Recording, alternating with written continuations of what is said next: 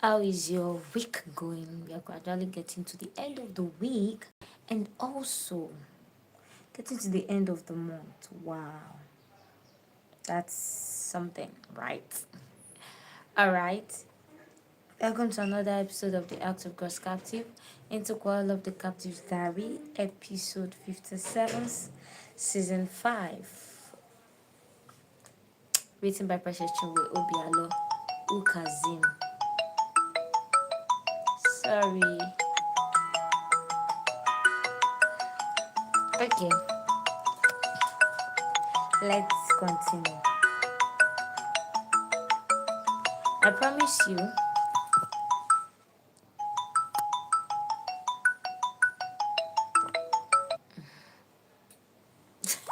sorry, something came in just now, so I'm trying to just set that. Thank you very much.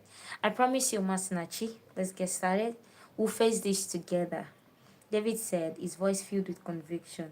I'll talk to Dad, explain how we feel and work things out. We'll make this work no matter what, he assured her. Uma pulled back, her eyes red-rimmed from tears. She looked up at David, her gaze searching for reassurance.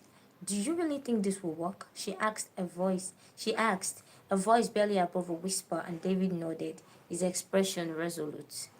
Yeah, I know it will, sunshine. We've overcome so much already. We're strong enough to face whatever comes our way. He told her, and she took a deep breath, her shoulders squaring as she made a decision. Okay, she said, her voice firm. Let's do it. Let's get married. Sorry, guys. My sister here is disturbing me. She said, and David's face broke into a radiant smile as he pulled Uma back into his arms.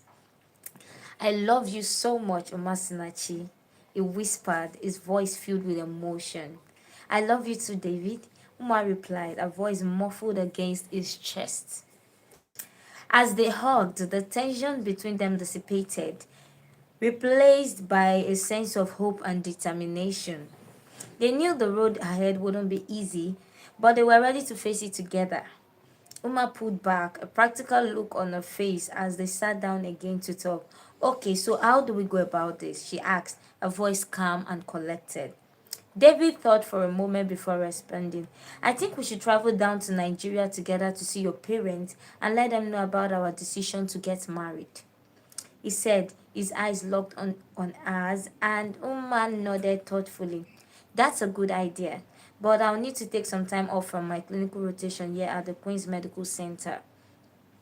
Let me see, she trailed off thinking. I can take a 1 week leave. That should be enough time for us to travel to Nigeria and discuss with my parents, she said, excited about the plan, and David's face lit up with a smile. That's perfect. Can you get the leave approved today or tomorrow? He asked, and she nodded. I think so. I've been putting in a lot of hours, so I'm sure they won't mind giving me a week off, she replied, and David's eyes sparkled with excitement. Great. Once you've gotten the leave approved, we can book our flights and make the necessary arrangements, he told her. Uma nodded, a smile spreading across her face. I'll get it sorted out tomorrow, she assured him.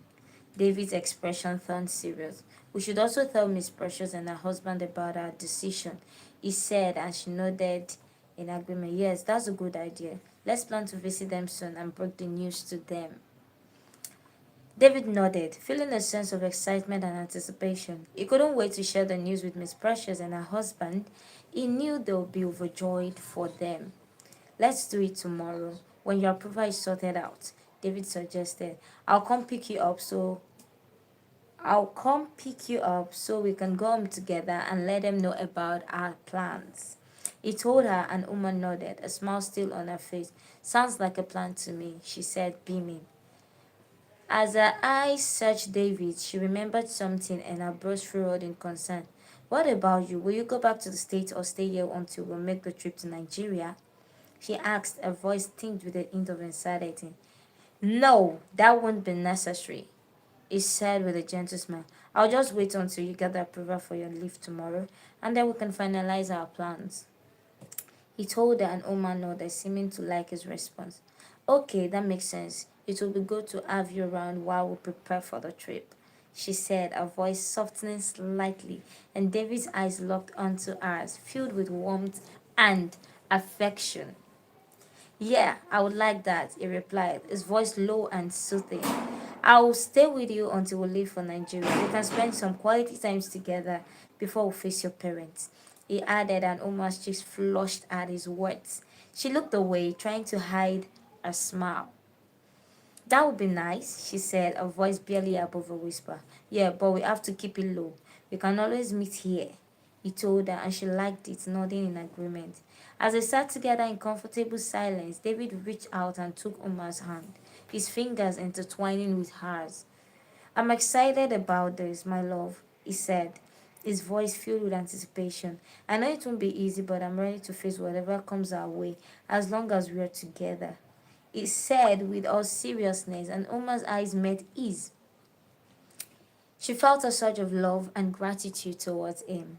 Me too, David, she replied, a voice filled with emotion. I'm glad we are doing this together. Thank you. She appreciated him. I should be thanking you for accepting to do this with me. Thank you, Umasnachi, he replied, looking passionately into her eyes, and she smiled. As they talked, Umar couldn't help but feel a mix of emotions, excitement for their future together, but also nervousness about breaking the news to her parents. But knowing that David is by her side, she was willing to face them. You should get going now. I'll come pick you up in the evening, he said, his voice full of kindness, and Umar nodded. Yeah, I should. Thank you, she said, then breathed down a deep sigh of relief. I'm glad we talked things through, and it feels better now that we have a plan, she told him, and David smiled. Me too, we'll get through this together, he assured her, and he felt a sense of peace wash over her. All right, let's go. I'll walk you to the door of your department, he said, his voice soft and caring. They stood up together, and he pulled Omar into a gentle hug. In his arms filled with warmth as always, she melted there as he reached out to brush a strand of hair behind her ear. I love you, he whispered, his touch sending shivers down her spine. Uma's heart skipped a beat as she held on to him. I love you too, she replied, a voice barely audible. Feeling a sense of comfort in his arms, she knew that she was loved and cherished, and that gave her the strength to face whatever lay ahead. Wow. Come to think of it, I think I saw a comment where somebody said, why is it that Uma and David are always hugging? Every time hugging, hugging. That all Uchenna Unamdu's children is like their own is everything hug, hug, hug. Anyways, me, I don't have answer to that one. No. But you people should try and understand. They're not even in Nigeria. At least they are in, okay, they are abroad. So let us say they are abroad, this thing have entered their body. You people should even be thanking God they have not even started kissing. It's only hug that they are hugging. Anyways, I read most of his comments, and well, I don't know. Some people are saying they should not get married, they should wait till they are done. We will know that decision after they've gone to Nigeria and spoken with our papa. Then whatever comes out of it, they will know the decision. Even me, I don't know. But me, I would say better may they allow them. Oh. But anyways, till then, let's see the outcome of whatever it is the meeting will be. All right, and as you guys know, wow, Junior and Sarita are still in Nigeria, so hopefully they'll meet them there. So we'll now see how everything is going to, you understand, work up. All right, see you guys tomorrow. Have a beautiful and great day, a great week, and happy new month in advance. We are getting to the end of October gradually. Have a nice day, everybody. Bye bye.